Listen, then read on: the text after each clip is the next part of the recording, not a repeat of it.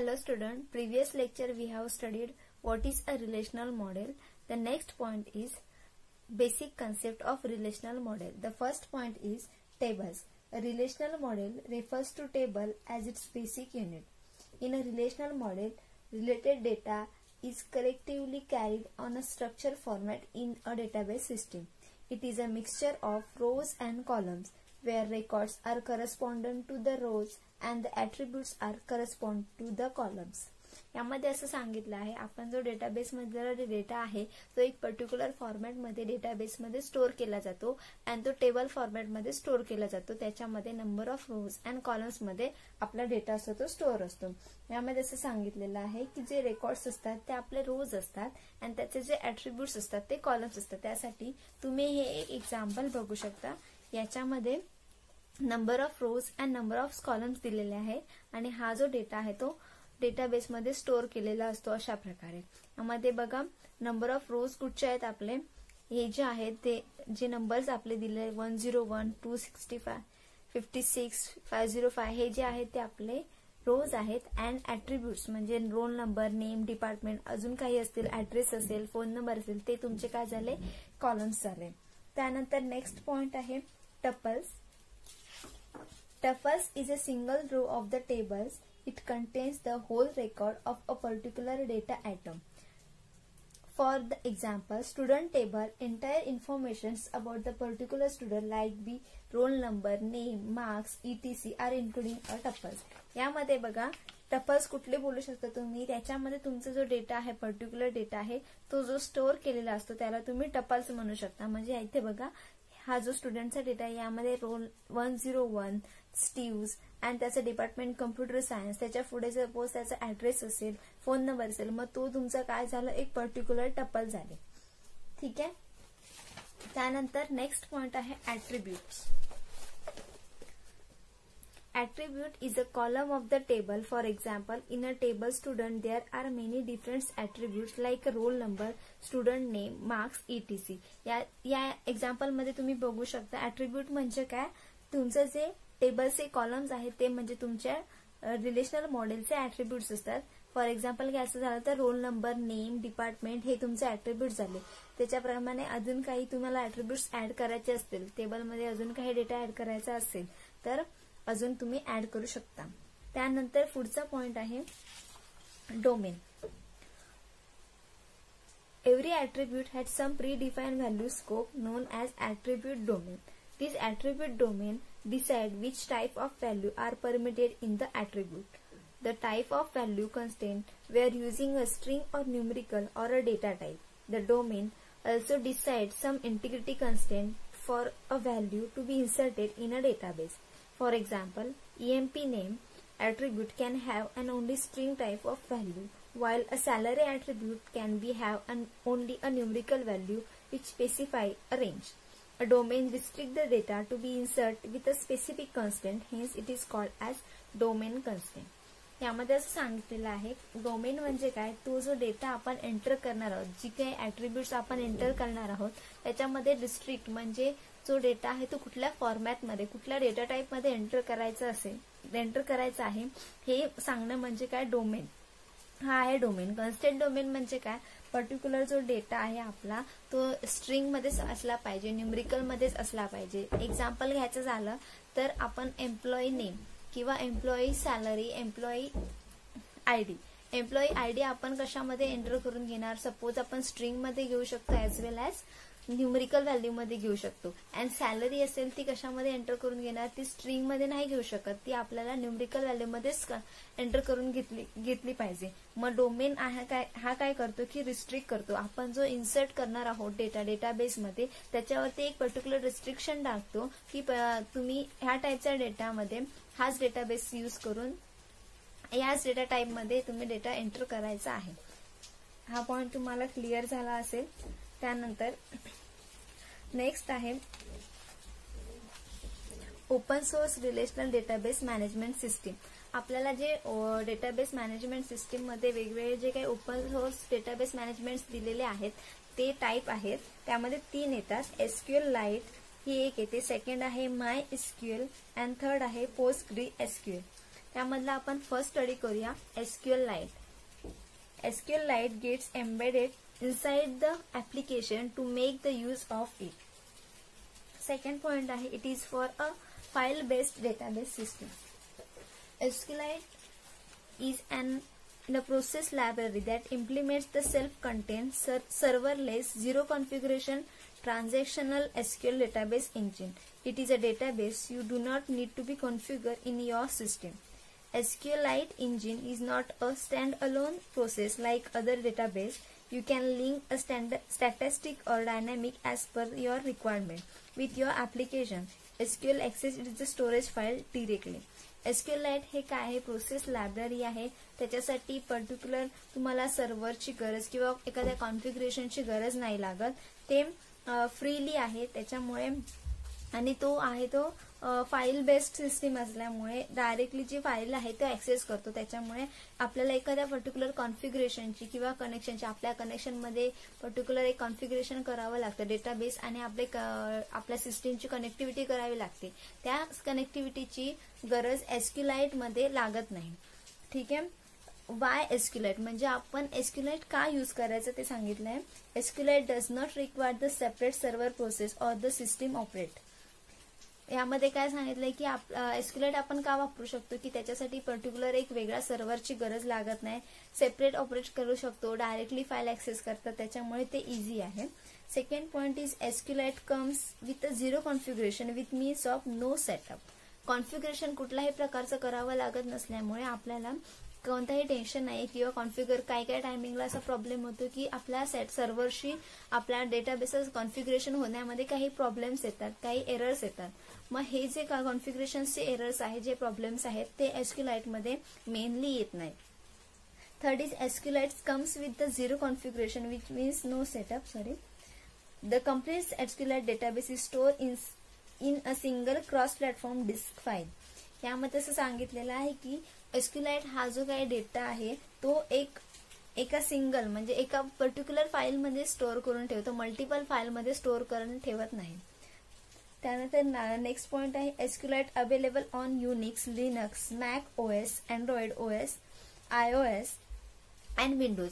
म्हणजे SQLite all जे platforms आहेत आपले ऑपरेटिंग सिस्टीम्स आहेत त्यांना सपोर्ट करतो. त्यानंतर बघा ऍडव्हान्टेज ऑफ SQLite. SQLiteचे ऍडव्हान्टेजेस कोणकोणते आहेत ते बघा. त्यामध्ये फर्स्ट आहे SQLite is a file based system, means that entire database consists of a single file on a disk, which makes extremely portable and faster reliable. SQL मध्ये काय database असल्यामुळे it consist a single file. मगाशी सांगितल्याप्रमाणे SQLite मध्ये काय की एकाच particular single disk वरती एका फाईल मध्ये तो डेटा स्टोअर करून ठेवतो. त्याच्यामुळे काय होतं की रिलायबिलिटी आणि आपलं ते काम आहे एकाच फाईल मध्ये सगळा डेटा असल्यामुळे काम हे फास्टली होतं as compare to all databases.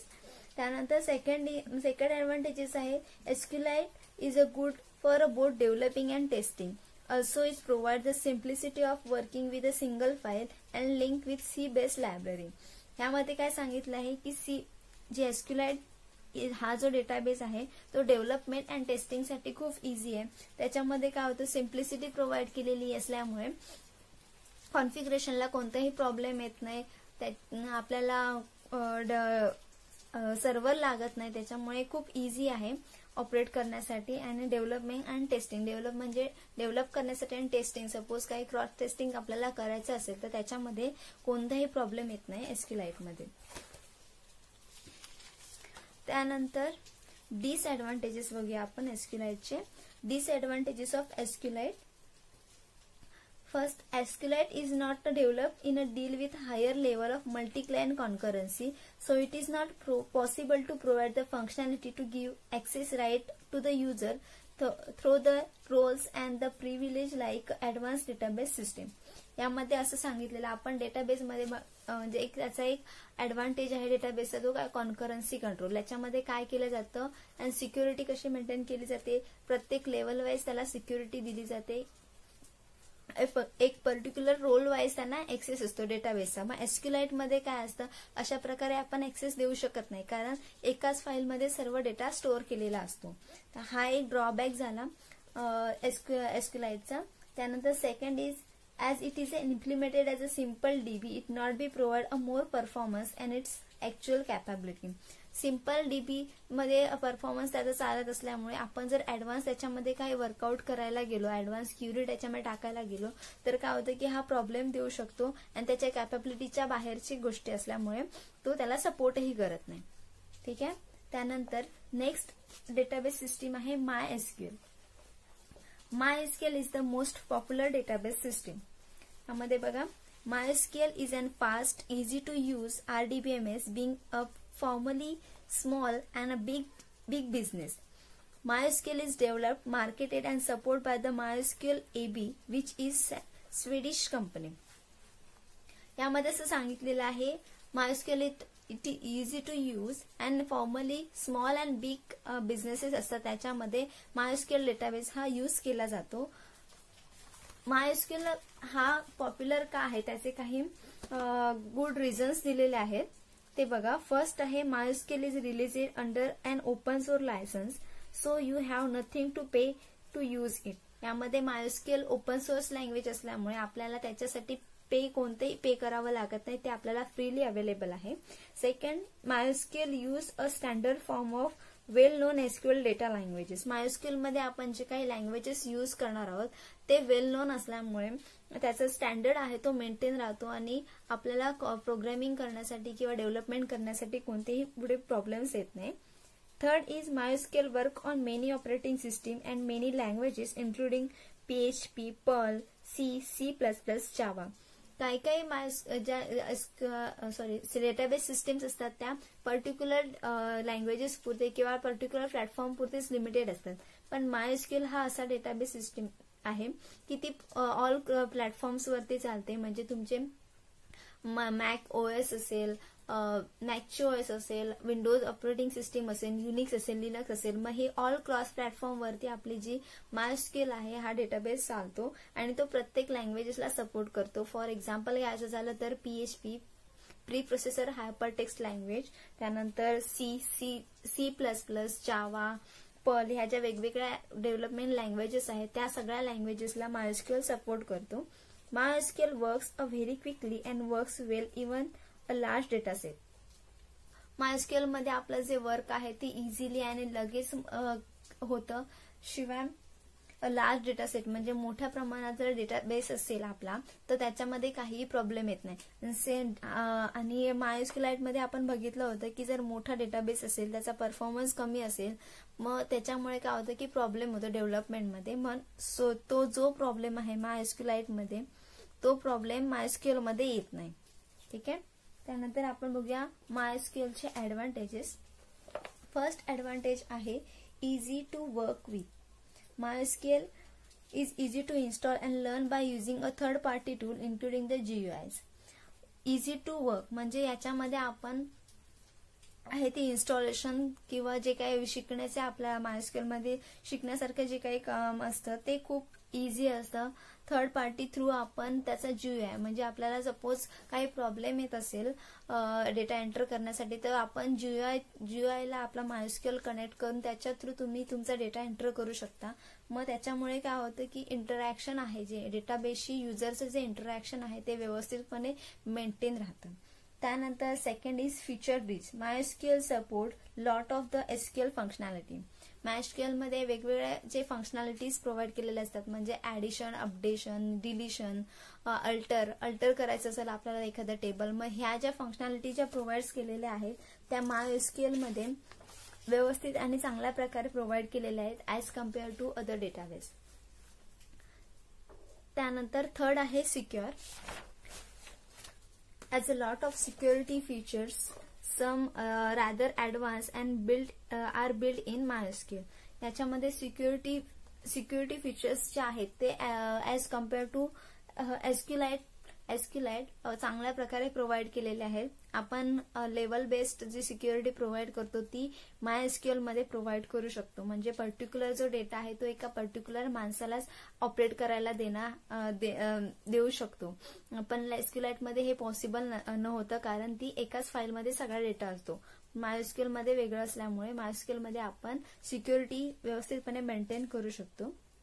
त्यानंतर fourth is scalable and powerful. MySQL can be handle a lot of data and if needed can be a scalable. Scalable म्हणजे काय, तुम्हाला सपोज एखादा ऍडव्हान्स फीचर त्याच्यामध्ये ऍड करायचा असेल तर तो जो आहे तो ऍडव्हान्स फीचर तुम्ही पर्टिक्युलरली MySQL मध्ये ऍड करू शकता. पण बाकीचे जे काही डेटाबेसेस आहेत त्याच्यामध्ये तुम्ही जर फीचर तुम्हाला एखादा ऍडव्हान्स ऍड करायचा असेल तर तुम्ही तो ऍड करू शकत नाही.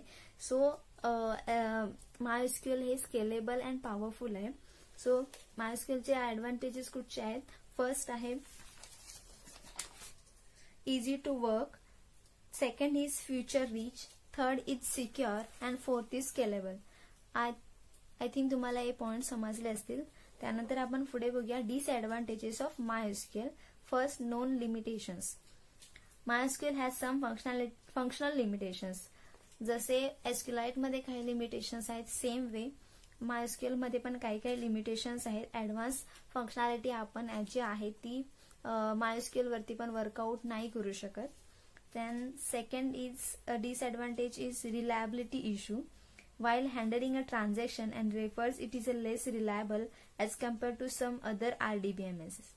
यामध्ये असं सांगितलेलं आहे की आपण रिलायबल म्हणजे इझी मॅनर मध्ये जे ट्रान्झॅक्शन्स असतात ते आपण MySQL मध्ये ऑपरेट करू शकत नाही ऍज कम्पेअर टू बाकीचे जे काय डेटाबेसेस असतात त्याच्याप्रमाणे.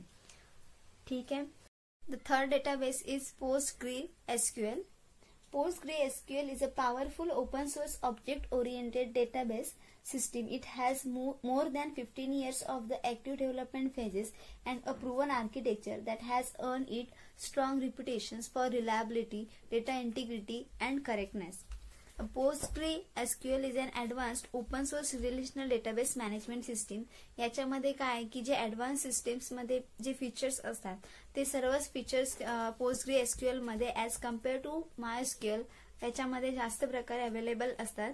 आणि याच्यामध्ये जे रिलायबिलिटी असते, डेटाची इंटिग्रिटी असते आणि करेक्टनेस असतो तो ऍज कम्पेअर टू MySQL यामध्ये व्यवस्थितपणे प्रोव्हाइड केलेला असतो. Next point is it provides all the feature of SQL standards. SQL स्टँडर्डचे जे फीचर्स आहेत ते PostgreSQL मध्ये व्यवस्थितपणे प्रोव्हाइड केलेले असल्यामुळे त्याचा जो स्टँडर्ड आहे तो मेंटेन ठेवण्यामध्ये जास्त इम्पॉर्टन्स दिला जातो याच्यामध्ये. त्यानंतर बघा next advantage of PostgreSQL. PostgreSQL is an open source SQL standard compiler RDBMS. RDBMS म्हणजे तुम्हाला माहित असेल रिलेशनल डेटाबेस मॅनेजमेंट सिस्टीम. यामध्ये काय आहे की जो स्टँडर्ड आहे ओपन सोर्सचा तो कंपाइल करण्यासाठी यूज केला जातो. सेकंड आहे PostgreSQL has several third party tool to manage a database system. Postgres मध्ये काय आहे की थर्ड पार्टी म्हणजे आपण MySQL मध्ये किंवा SQLite मध्ये थर्ड पार्टी इनबिल्ड नसते. त्याच्यामध्ये इनबिल्ड जे काही टूल्स इनबिल्ड जे काही सिस्टीम मध्ये असतात त्याच्या थ्रूच तुम्ही ऑपरेशन्स किंवा जे काही इंटिग्रिटी किंवा डेटा इंटिग्रिटी किंवा डेटावरती जे काही आपल्याला ऑपरेशन्स करायचे असतात ते केले जातात. पण पोस्टग्रेमध्ये एक ऍडव्हान्टेजेस आहे की थर्ड पार्टी टूल आपण मॅनेज करून त्याच्यामध्ये आपण वर्किंग करू शकतो. Third is it is impossible to extend the programmatically. आपण बाकीचे जे दोन बघितले डेटाबेसेस SQLite अँड MySQL याच्यामध्ये आपण प्रोग्रॅमॅटिकली एक्सटेंड करू शकत नाही कारण त्यांचा फिक्स्ड स्ट्रक्चर असतो त्याच्या थ्रू ते काम करतात. पण PostgreSQL मध्ये आपण आपलं प्रोग्रॅमॅटिकली जो आपला डेटाबेस आहे तो एक्सटेंड करू शकतो. त्यानंतर disadvantages. Performance of PostgreSQL might be less than MySQL. Features चांगले असल्यामुळे आणि त्याची स्टँडर्ड लेवल असल्यामुळे ह्याचं काय होतं की परफॉर्मन्स हा जो आहे तो लो होतो MySQL अँड SQLiteच्या कंपॅरिझनने. कारण काय आहे की याच्यामध्ये वेगवेगळे जे फीचर्स ऍडिशनल फीचर्स ऍड केलेले आहेत त्याच्यामुळे त्याचा परफॉर्मन्स हा लो होतो. त्यानंतर next is it is an less popular than MySQL. MySQL पेक्षा हा लेस पॉप्युलर आहे, कारण MySQL काय आहे, ओपन सोर्स आहे. त्याच्यासाठी आपण पेड मेंबरशिप किंवा पेड कुठलाही कुठल्याही प्रकारे आपल्याला सॉफ्टवेअर किंवा ऍप्लिकेशन बाय करावं लागत नाही. पण पोस्टग्रिल मध्ये असं नाहीये, ते पॉप्युलर नाहीये एवढं MySQL पेक्षा. आणि आपण त्याचा बिल्ड त्याच्यामध्ये आपल्याला काम करण्यासाठी किंवा आपल्याला ते इन्स्टॉल करण्यासाठी त्याला पैसे द्यावे लागतात, ते बाय करून घ्यावं लागतं. हा मेन डिफरन्स आहे. सो तुम्हाला तिन्ही डेटाबेसेस समजले असतील. पहिलं होतं SQLite, second is MySQL. MySQL most popular database system आहे आणि आपल्याला पुढे MySQL मध्येच काम करायचं आहे. And third is Postgres SQL. So हे पॉइंट्स क्लिअर झाले असतील. तुम्हाला काही प्रॉब्लेम असेल किंवा एखादा पॉइंट क्लिअर झाला नसेल तर मेसेज करून तुम्ही विचारू शकता. थँक्यू.